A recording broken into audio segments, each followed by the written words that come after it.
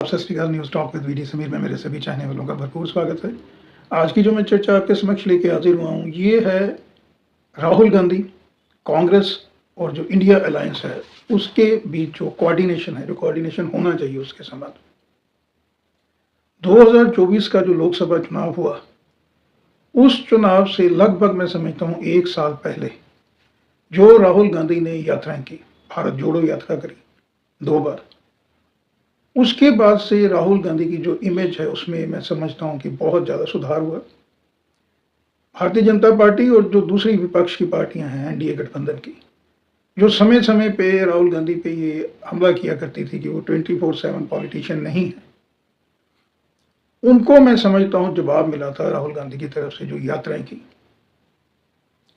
और परिणाम स्वरूप जो उन्होंने मेहनत की ग्राउंड के अंदर इन यात्राओं के माध्यम से जो वो आम जन के साथ जुड़े, उनकी छवि में बदलाव आया, नतीजा सामने आया। 99 सीट्स लोकसभा चुनाव 2024 में राहुल गांधी ने, कांग्रेस ने जीती, ऑलमोस्ट डबल जो 2019 में जो उनकी परफॉर्मेंस थी, ऑलमोस्ट डबल परफॉर्मेंस हुई कांग्रेस की।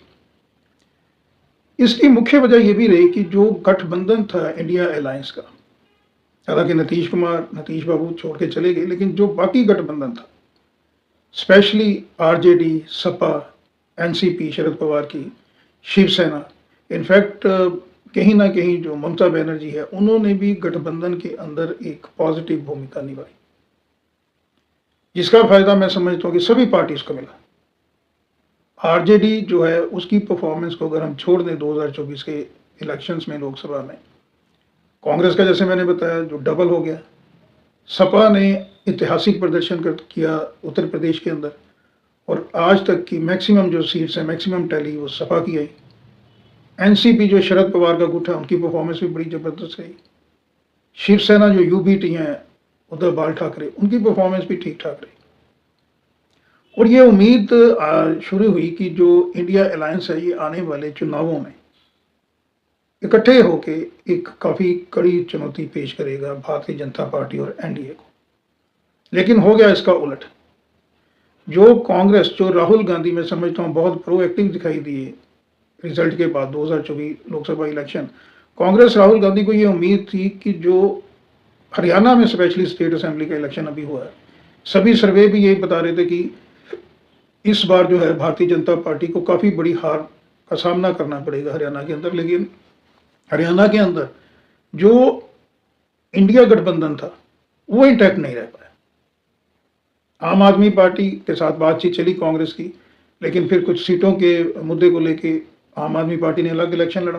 हालांकि वोट परसेंट तो उनका 2% से भी कम था, लेकिन वो कहीं ना कहीं इफेक्ट करा कांग्रेस को। उसके अलावा जो चंद्रशेखर रावत की पार्टी है वो अलग लड़ी, वहां पे सपा अलग लड़ी, और आखिर में नतीजा ये हुआ कि जो जीती हुई बाजी थी कांग्रेस के पक्ष में जा रही थी, कांग्रेस को वहां पे हार का सामना करना पड़ा।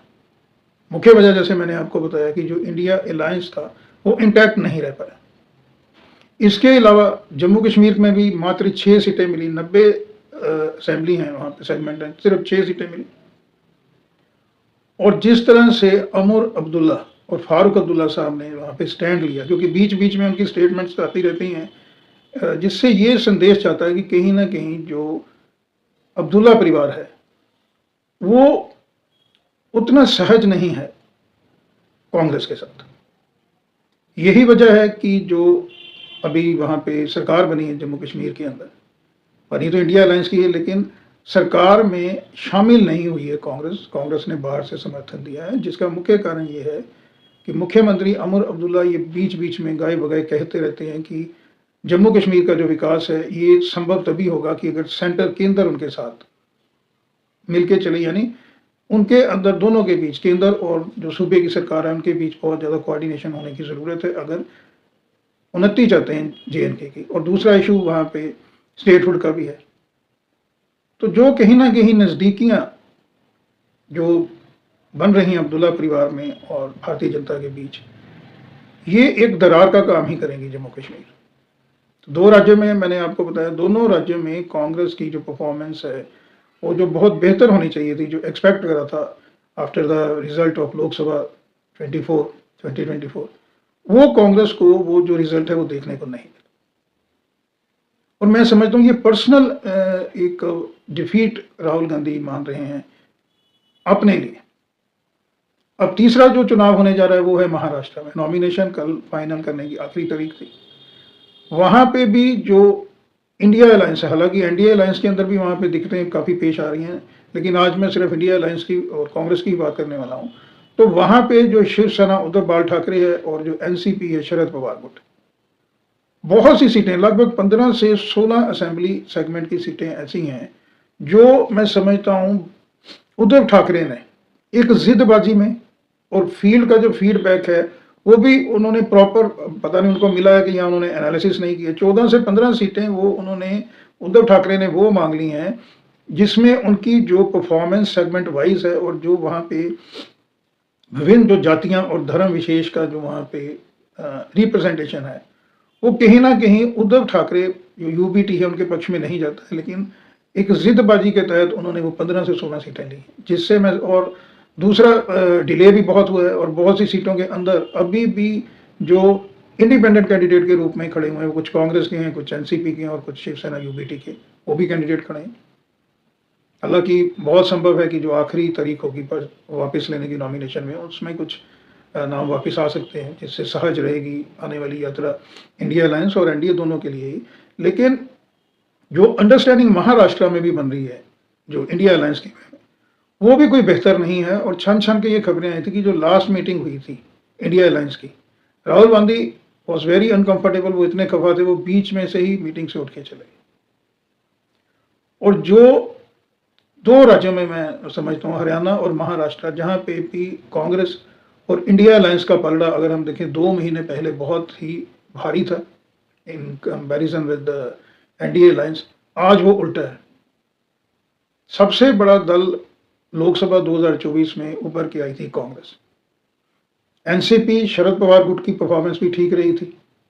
शिवसेना जो यूबीटी है उनका स्ट्राइक रेट जो है वो कुछ बेहतर उतना नहीं रहा था, क्योंकि अगर यह शिवसेना यूबीटी और शिंदे साहब की शिवसेना का स्ट्राइक रेट देखें तो शिवसेना जो शिंदे साहब की है उसका स्ट्राइक रेट बेहतर था, अगर ये दोनों पार्टियां आमने सामने दोनों दड़े होते हैं। तो उस हिसाब से ये माना जा रहा था कि कांग्रेस जो है वो बड़े भाई की भूमिका में वहां पे रहेगी, क्योंकि लोकसभा में सबसे ज्यादा बड़ी पार्टी वही आई।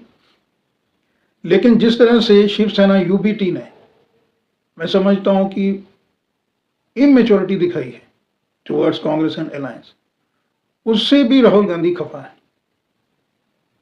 अब थोड़ा आगे बढ़ते हैं। उत्तर प्रदेश के अंदर भी जो खाली हुई हैं असेंबली की सीट्स, उसमें भी उपचुनाव होने वाले।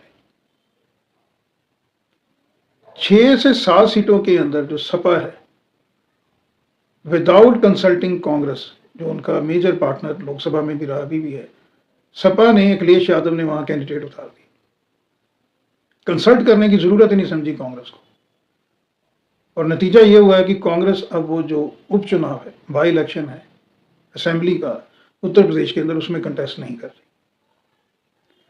तो ये जो गठबंधन के अंदर पीड़ा की स्थिति इस वक्त कांग्रेस की है, उससे जो राहुल गांधी हैं, जो बहुत ज़्यादा, जिन्होंने 2024 लोकसभा इलेक्शन के पहले मेहनत की थी प्रोएक्टिव तरीके से, मैं समझता हूँ कि इंडिया गठबंधन के जो दूसरे अलायंस हैं उनके साथ कॉन्फिडेंस और कोऑर्डिनेशन, ये दोनों की कमी होने के चलते वो पीड़ा जो है वो राहुल गांधी के अंतर्मन में दिखाई दे रही है।